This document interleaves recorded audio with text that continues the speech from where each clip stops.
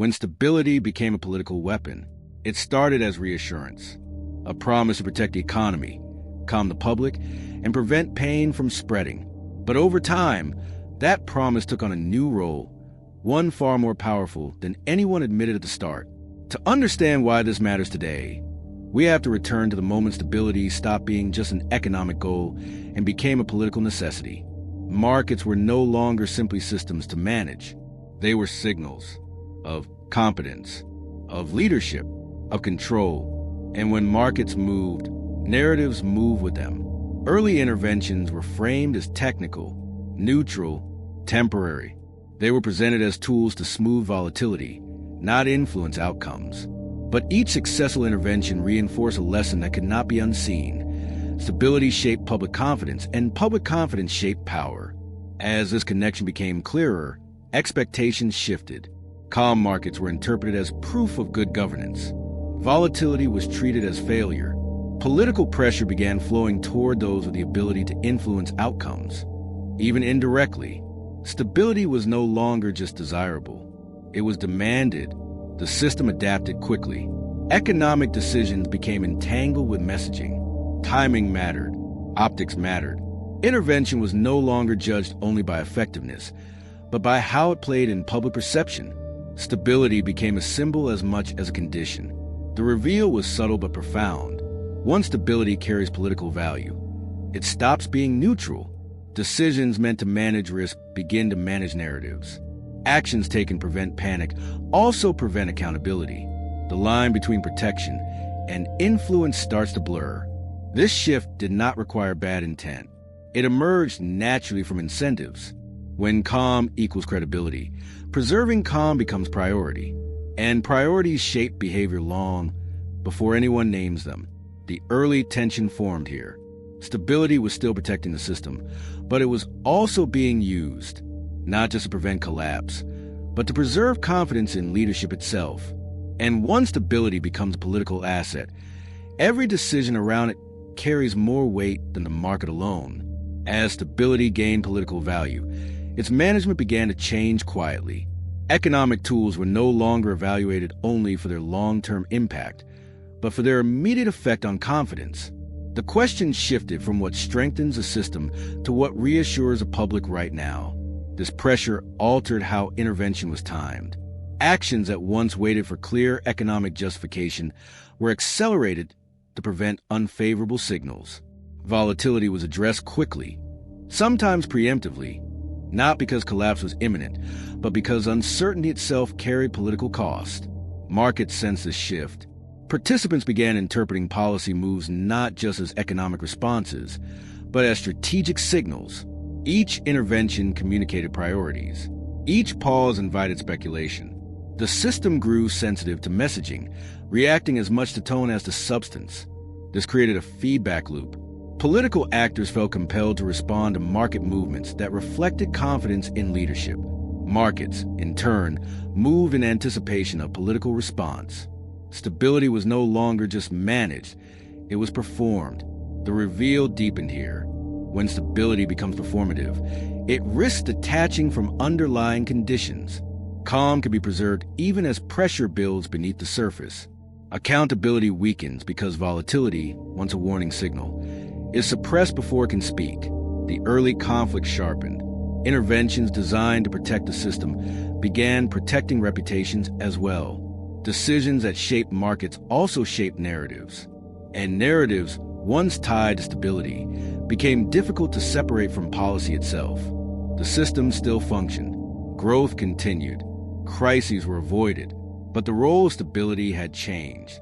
It was no longer just a safeguard against panic. It was a tool of influence. And tools, once repurposed, rarely returned to their original use unchanged. The conflict reached its most dangerous phase when stability began to distort decision-making itself. Leaders faced an invisible constraint: allow volatility to surface and risk political damage, or intervene early and risk long-term consequences. Neither option was neutral. Both carried cost. As this pressure intensified, policy horizons shortened. Decisions were optimized for the next signal, the next reaction, the next cycle of perception. Structural problems were deferred in favor of immediate calm. Discomfort was postponed rather than resolved. Stability became something to preserve continuously, not something to restore after stress. Markets adapted to this reality with precision. Participants learned to read political incentives. They anticipated support. They priced in reassurance. Risk-taking increased where protection felt likely, not because fundamentals improved, but because intervention seemed probable. The system absorbed this expectation quietly, embedding it into behavior. This is where the tension peaked. Stability, once a response to danger, began shaping danger itself. By suppressing volatility, it masked pressure. By preventing correction, it allowed imbalances to persist. The system looked calm, but it was storing energy. Internally, some recognized a risk. Warning signs appeared in leverage, mispricing, and dependency. But raising alarms meant challenging a structure built around reassurance. Volatility had become politically unacceptable, even when it was economically necessary. The emotional weight of this moment came from contradiction. Stability was preventing panic, yet increasing vulnerability. Intervention was protecting confidence, yet weakening correction. The system was safer today, but less honest about tomorrow. The buildup was complete. Stability had crossed a threshold. It was no longer just influencing markets. It was shaping reality itself. And when reality is shaped to avoid discomfort, the eventual adjustment grows larger, not smaller. The reckoning did not arrive as a sudden collapse. It arrived as a moment of clarity, a realization that stability, used too aggressively, had begun to work against the system it was meant to protect. The calm that looked reassuring on the surface had been quietly reshaping incentives underneath. The climax came when intervention could no longer remain invisible. Each action carried narrative weight. Each delay invited interpretation. The effort to preserve confidence became part of the risk itself. Stability was no longer a neutral outcome. It was an active force, influencing behavior before fundamentals ever had a chance to speak. When pressure finally surfaced, it did so unevenly, not through dramatic crashes, but through distortions, mispriced risk, delayed corrections, sudden shifts that felt confusing rather than catastrophic. The system had been shielded from volatility for so long that it had lost its ability to release tension gradually. The resolution forced a difficult reassessment. Stability could not be treated as a political shield without cost. Markets needed room to signal stress. Volatility, while uncomfortable, served a purpose. It revealed imbalance early, when adjustment was still manageable. Suppressing it only postponed the message and amplified it later. In the aftermath, lines were redrawn, not cleanly and not permanently, but with greater awareness. Intervention was reframed as a last resort rather than a default response. Communication shifted away from constant reassurance toward transparency about uncertainty.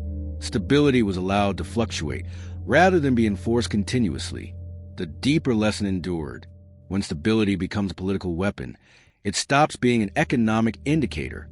It tells a story, but not always a true one. And systems that prioritize narrative over signal lose the ability to correct themselves honestly. Markets do not just reflect confidence.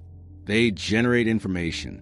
When that information is muted, the system listens to itself instead of reality. And sometimes the smallest shift in perspective becomes the beginning of a new future. When